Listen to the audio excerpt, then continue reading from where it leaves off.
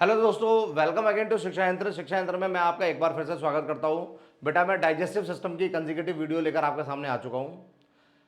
पुरानी वीडियो में हमने पढ़ा था भोजन का माउथ में प्रोसेसिंग, जो फूड है उसको माउथ में किस तरह से प्रोसेस किया गया, ईसोफेगस के द्वारा वो स्टमक में आया, स्टमक में उसके जूसेस ने क्या क्या काम किया। अब बात करते हैं कि अब स्टमक से जब फूड रिलीज होता है तो कहां जाता है। हम देखेंगे now the food enters in the small intestine. कहां जाएगा वो? छोटी आंत में जाएगा। जो ये स्टमक का हिस्सा है, स्टमक के हिस्से से आ रहा है और कहां जा रहा है? छोटी आंत में जा रहा है। फूड जो है, फिर से आप देखें कि फूड कहां, स्टमक में कहां जा रहा है? ये स्मॉल इंटेस्टाइन में जा रहा है।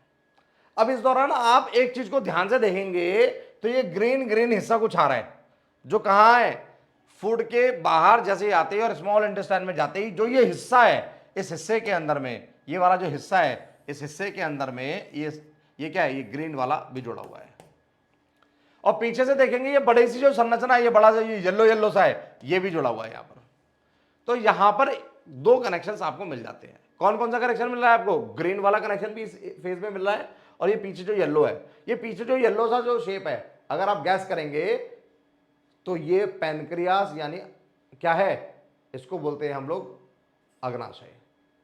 ये जो ग्रीन ग्रीन जो आ रहा है, ये पाइप्स कहां से आ रहे हैं? गॉल ब्लैडर, पित्ताशय। कहां दिखाए थे? लिवर के साथ में जो जुड़े हुए थे। यहां एक बात क्लियर हो गई कि फूड को पेट से, स्टमक से, आमाशय से निकलते ही सीधे इंटेस्टाइन में, स्मॉल इंटेस्टाइन में जाना होता है। यानी फूड कभी भी लिवर में एंटर नहीं करता। यहां यह बात क्लियर हो गई, फूड कभी भी गॉल ब्लैडर में एंटर नहीं करता। यहां यह भी क्लियर हो गया कि फूड कभी भी पैनक्रियास जो है हमारा, इस पैनक्रियास में भी, अग्नाशय के अंदर भी कभी भी एंटर नहीं करता। यह फैक्ट यहां क्लियर हो गया आपका। फूड यहां पर एंटर नहीं कर रहा है, डायरेक्टली जा रहा है। तो फिर ये क्या, और मैंने आपको यह भी पढ़ाया था कि ये तीनों की तीनों क्या होती है? ये दोनों की दोनों ग्लैंड्स होती हैं। लिवर भी क्या है? ग्लैंड है। पैनक्रियास भी क्या है? ग्लैंड है। लिवर और पैनक्रियास दोनों अपने आप में ग्लैंड्स होती हैं, तो यानी इनके अंदर भी लिक्विड आता होगा, सीक्रेशन आता होगा। उस सीक्रेशन के अंदर भी क्या होता होगा? उसके अंदर भी एंजाइम्स होते होंगे। वो एंजाइम्स भी कहीं ना कहीं क्या करते हैं? फूड के साथ में प्रोसेस करते हैं, फूड को प्रोसेस करने में हेल्प करते हैं, उसको जटिल पदार्थों को साधारण पदार्थों में परिवर्तन करने में मदद करते हैं। पर फूड तो अंदर जा ही नहीं रहा है, फूड तो इनके पास जा ही नहीं रहा है। तो यहां पर यह भी क्लियर हो गया कि फूड जब इनके पास नहीं जा रहा और इनको अपने जूस से काम करवाना है, तो इसका मतलब इनका जूस कहां आता है? इंटेस्टाइन में आता है। फूड जैसे ही यहां से बाहर निकलता है, यहां से क्या होता है? गॉल ब्लैडर और पैनक्रियास अपना हार्मोन जो सॉरी एंजाइम्स जो है उनको यहां रिलीज करते हैं। आगे देखेंगे हम लोग, यहां पर रिलीजिंग होती है इस तरह से कुछ।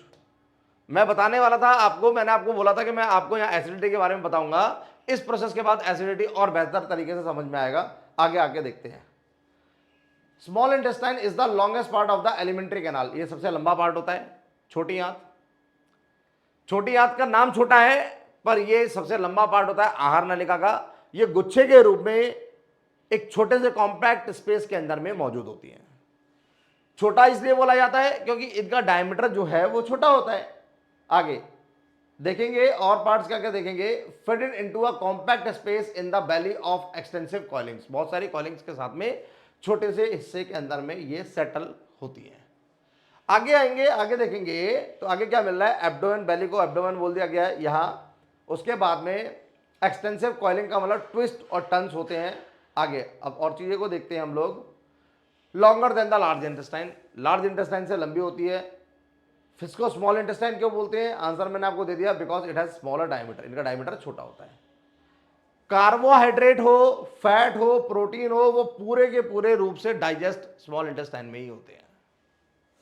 जो हमने बताया कि भोजन जो हम खाते हैं उसका जो साधारण स्वरूप होता है, वो सिंपलेस्ट फॉर्म जो होता है, वो कार्बोहाइड्रेट, फैट और प्रोटीन जो है हमारे पास में, इनसे जब ग्लूकोज बनाएंगे, फैट से फैटी एसिड बनाएंगे और प्रोटीन से एमिनो एसिड बनाएंगे, तो वो सिंपलेस्ट फॉर्म यहीं पर बनता है और यहीं से ये ब्लड में एंटर भी करती हैं।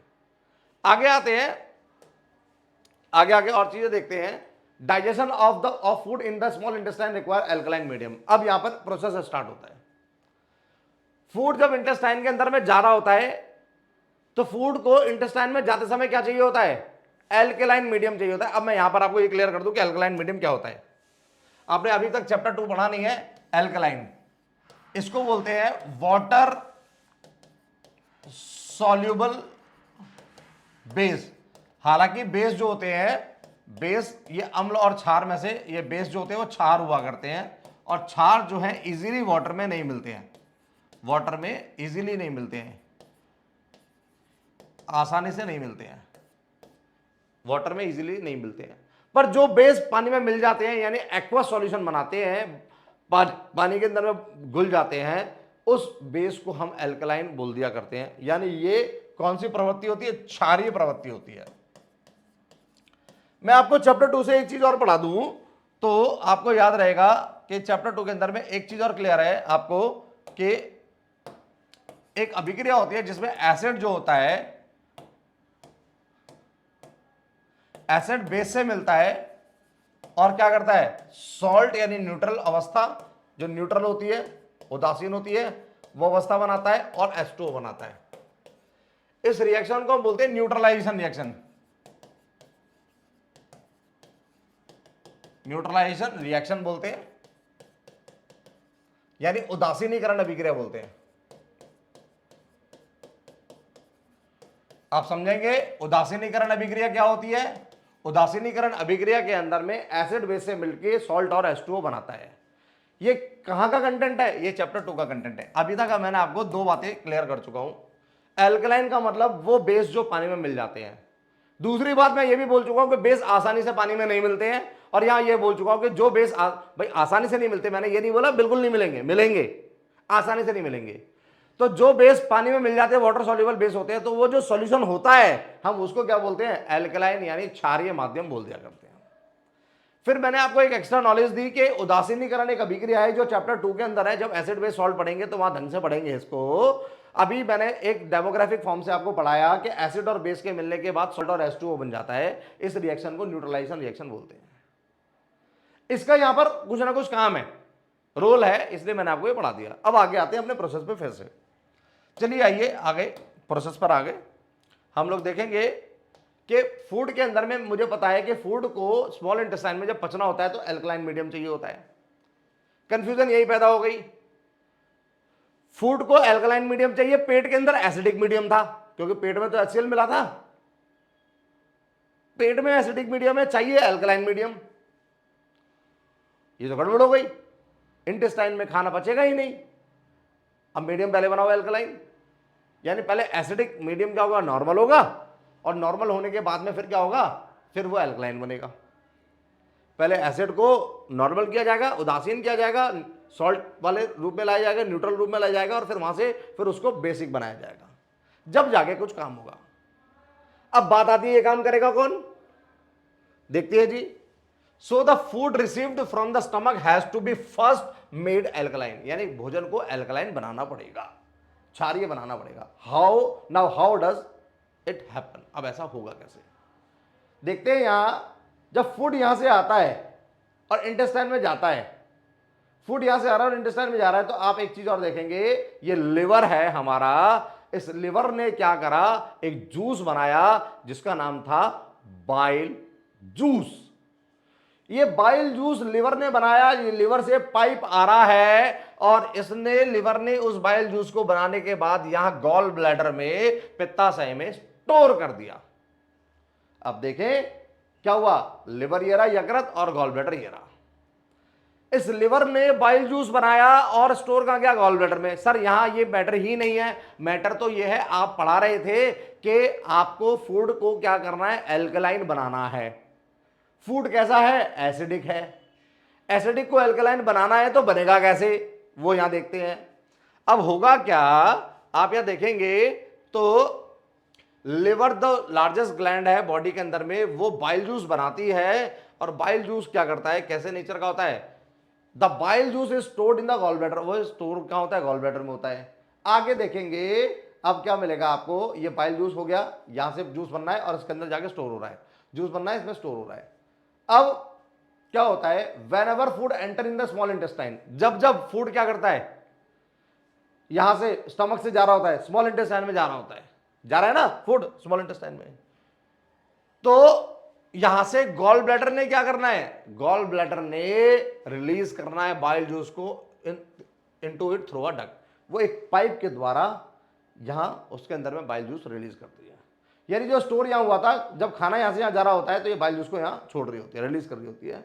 देखो अब इसने यहां रिलीज करना स्टार्ट किया, बाइल जूस रिलीज हुआ। अब उससे क्या हो गया, बाइल जूस जब रिलीज हुआ, bile makes the food alkaline. ये बाइल ही जिम्मेदार होता है किसके लिए, ये दो लेवल पे काम करता है। पहले ये एसिडिक फूड को न्यूट्रल करेगा, वो रिएक्शन थी ना न्यूट्रलाइजेशन रिएक्शन, उसमें क्या होता है acid plus base is equal to salt यानी न्यूट्रल। तो एसिडिक पहले खाने में भोजन में पहले से था, जो HCl की वजह से आया था। इस बाइल ने क्या करा, उस फूड को न्यूट्रल किया और फिर से मिलकर उसको न्यूट्रल के बाद उसको क्या कर दिया, बेसिक कर दिया, एल्कलाइन बना दिया। तो ये बाइल की जिम्मेदारी होती है यहां। अब बाइल की यहां जिम्मेदारी हो गई। अब आपको यहां पे प्रोसेस समझ में आया इतना कि भैया फूड को एल्कलाइन बनाने वाला कौन है, बाइल है। और बाइल के बिना जब तक एल्कलाइन नहीं बनेगा फूड काम नहीं कर पाएगा, डाइजेस्ट नहीं हो पाएगा इंटेस्टाइन में। यहीं पर अब मेरा एक क्वेश्चन, वो पुराना वाला जो सस्पेंस मैंने पुरानी वीडियोस में छोड़ा था, वो यहां पे क्रिएट हो जाता है कि एसिडिटी होती कैसे है, एसिडिटी होती कैसे है और उससे बचा कैसे जाता है, वो अब मैं यहां आपको डिस्प्ले कर दूं। अब ये आपको इतना क्लियर हो गया, भोजन जो है यहां पर बीच में अटका हुआ है और यहां से बाइल आ गया है। बाइल ने एसिडिक भोजन को बेसिक बना दिया है। अब आगे चल के कुछ काम होगा। बीच में ही क्वेश्चन आ गया हमारा, एसिडिटी कैसे होती है। इसके लिए नेक्स्ट वीडियो अब जरूर देखें।